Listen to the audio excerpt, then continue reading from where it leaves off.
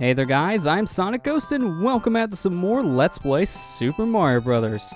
In today's video, we're going to be taking a look at a lot of extra things that we did not see throughout our main adventure. So starting off, I want to go ahead and talk about the two-player mode here in Super Mario Bros. The two-player mode in this game is a very different thing from what you would expect a two-player mode to be in a game in today's age. The two-player mode in Super Mario Bros. Allows you to take turns playing the game. So, Player 1 controls Mario as they run through levels and just tries to complete them to the best of their abilities. And whenever a player completes a level or dies, then the next player will have their turn playing as Luigi.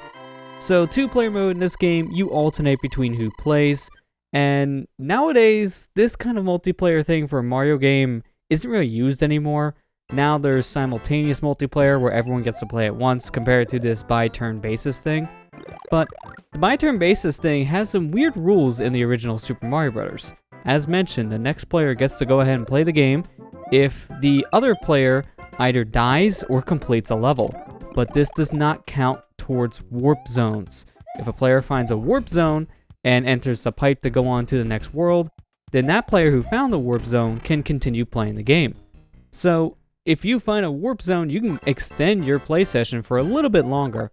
Once you beat the level though that you entered into the warp zone with, then the baton passes over to the next player and they get to go ahead and control their character. If one player beats the game while the other player is still playing, then the player who beat the game can go ahead and start the more difficult quests as soon as they want.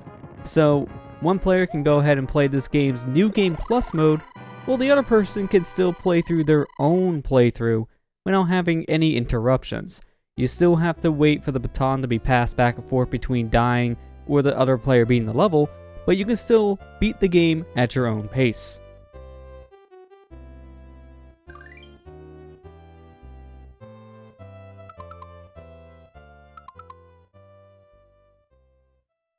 Speaking of this game's New Game Plus mode, let's go ahead and take a look at that.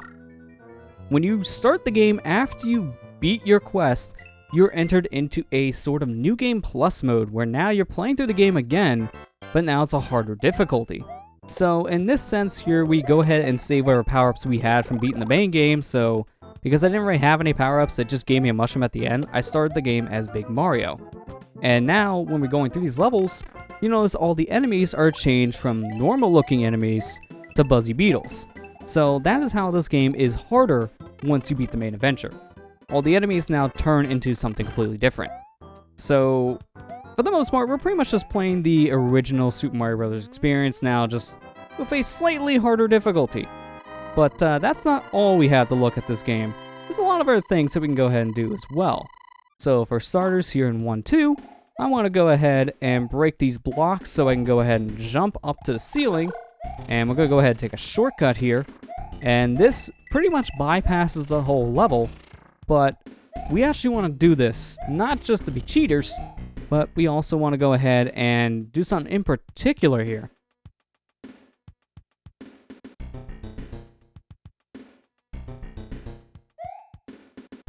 We're going to want to run past the pipe here at the end, and then we have a set of warp pipes here. This is a warp zone. So we can go ahead and pick any of these pipes. I'm going to take the pipe to World 4, and now we just skip straight to that world. So that's pretty much what the warp pipe system can do here in the warp zone. It's a nice way to skip around worlds. In the NES game, if you didn't know about that cheat code in order to just start from where you last game overed, this was pretty much how you gain back your progress.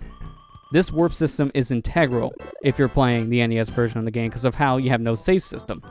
But in the All-Stars version of this game, not as necessary. But this still allows you to beat the game very quick because there's a set number of warps that you can go ahead and take. That'll jump you around to different worlds, and a very good combination because you can take a warp from World 1 to go to World 4, and there's a warp from World 4 to World 8. Right now, the current speedrun record for the any percent category of this game is under 5 minutes. And that's just simply because of how fast this game can be played when you use the warp system. There's a lot of other things to it as well, but the biggest thing is this warp system. If we didn't have these warp pipes, there'd be no way to beat the game this quick. So This is, again, very integral if you just want to go ahead and run through the game very, very fast, and also to get back to your last saved area on the NES version in particular. Still helps in All-Stars, but in NES, I swear, this is crucial.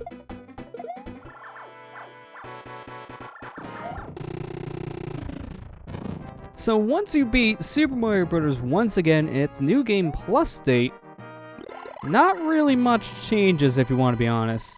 You more or less beat this game again in its New Game Plus state for bragging rights.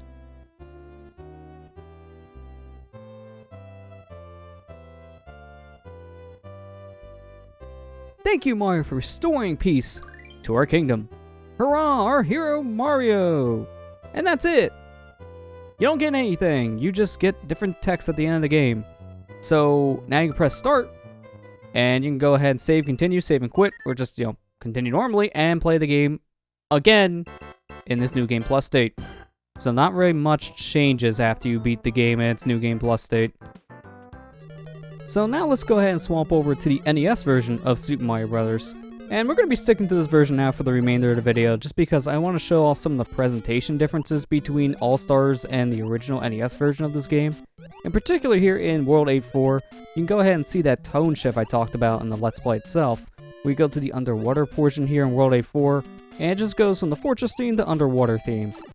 Yeah, it's a little weird, I'm not going to lie, so I'm glad they fixed that for the All-Stars port.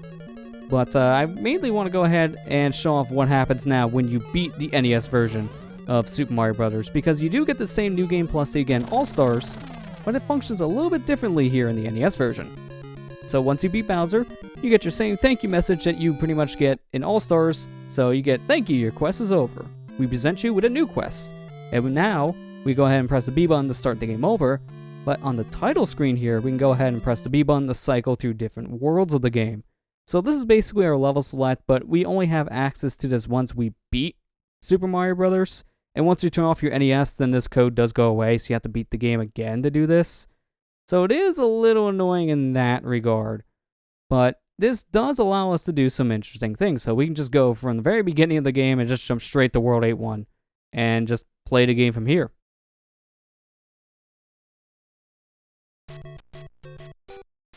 But let's say that we go ahead and we play this game, but we're not really that great at it, so I just fall down this pit a couple times, and I eventually just game over at this point. And doing so, yeah, not a good thing. We don't really want to game over here if we can avoid it. But unfortunately, I'm not good at Mario, so I'm just going to constantly run through this Buzzy Beetle here, and I'm going to die. So now that I got a game over, it's actually going to kick me back to the title screen, and if I just go ahead and hit the start button here, it sends you back to World 1-1, which is very, very punishing. But there is a way to start back at the world that you were last in, instead of starting back in 1-1. If you hold down the A button on the title screen, and then press the start button at the same time, then the game will put you in whatever world you were last in. So if I game over and say 8-4, and hold down A and press start at the title screen, the game will now put me in 8-1. So I luckily don't have to replay the entire game just to get back to World 8. Here in the NES version of Super Mario Bros., I want to go ahead and show off the infamous minus world glitch with the game. In order to do this, you need to be at the very end of World 1-2. Right before you go into the warp pipe here that would take you to the end of the level, you want to go ahead and break a specific block above Mario's head, and then you want to crouch jump into the other block on its right, and if you did it just right, you'll go ahead and clip through the wall. You want to go ahead and do this very specific because you want to be able to enter these warp pipes without the text above them, which will take you to new locations. Going into the pipe on the far left will take you to Minus World. So entering World -1 here, this may look familiar if you played through the game already. This here is one of the underwater worlds. In particular, World -1 is actually based off of 7-2. So this is one of the later levels in the game, but there's a big difference between this water level and the rest of the water levels in Super Mario Bros. The more we go through this level here, it looks very similar. There's some cheap CO to kill, bloopers around here trying to get us, but for the most part, it's just a normal water level.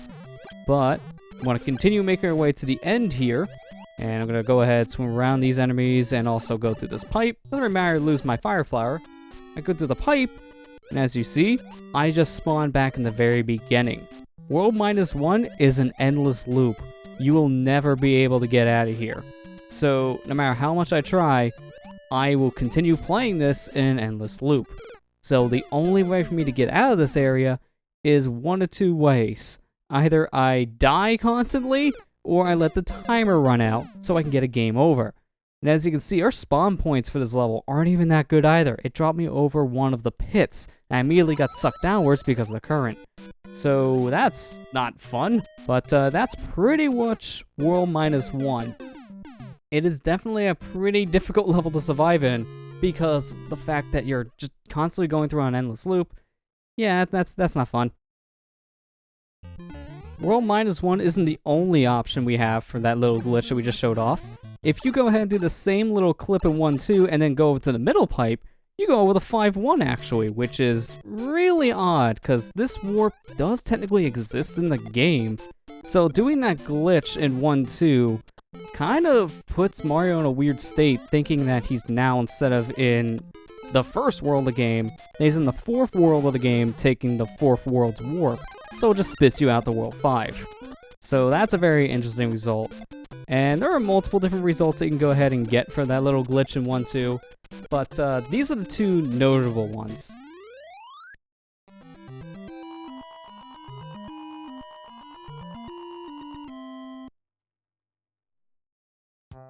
But that's everything I wanted to go ahead and show off here with Super Mario Bros. Overall, it's a very iconic game, and it is still pretty fun to go back to nowadays. It has aged in terms of just how it feels, but since it was the first in its series, then you can't really blame it too much, because this was Nintendo mainly just trying to get a game out there in general. This was a launch title for the NES, and was a big push for the system just to get us out of the video game crash of the 1980s. And it worked.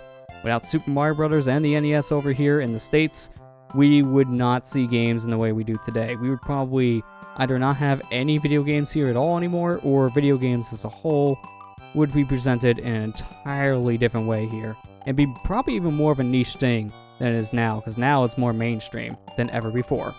So Super Mario Bros., we have a lot to be thankful for with you, and you are definitely a classic that is fun to return to every once in a while. Thank you guys for watching this Let's Play, and I'll see you guys next time.